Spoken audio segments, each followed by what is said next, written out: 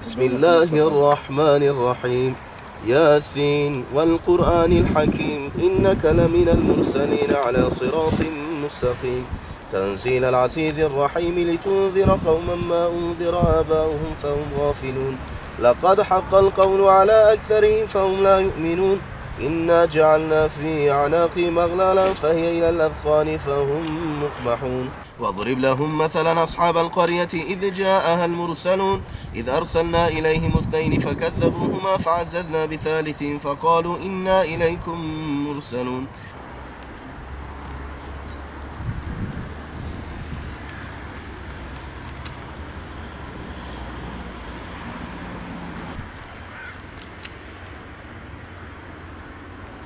Filistin'e olan aşkını, Filistin'e olan düşkünlüğü, Filistin'e olan Filistin'in mazlumiyetinden dolayı sürekli dert yandığını biz hepimiz müşahede ettik.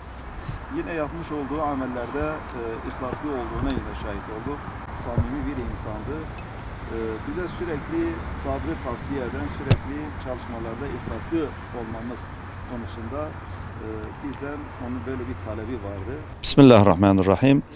Geçen yıl 10 Nisan günü, bayramın ilk günü akşam namazında il başkanımız olan Mehmet İlker Dönmezer kardeşimizi Allah'a uğurladık. Kendisi rahmet etti. Merhumun ölümünün sene-i devriyesinde rahmetle ve minnetle yad ediyoruz.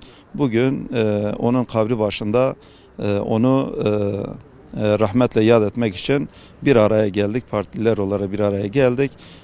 Hem bir Yasin okuduk hem de kendisini rahmetle yad ettik. Dualarla kendisini yad ettik.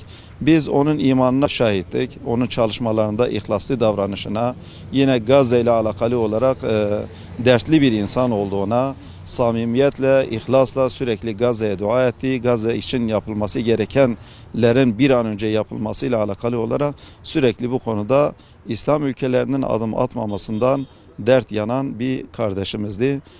Sürekli gönlü Gazze ile atıp Gazze ile sürekli oturup kalkıyordu.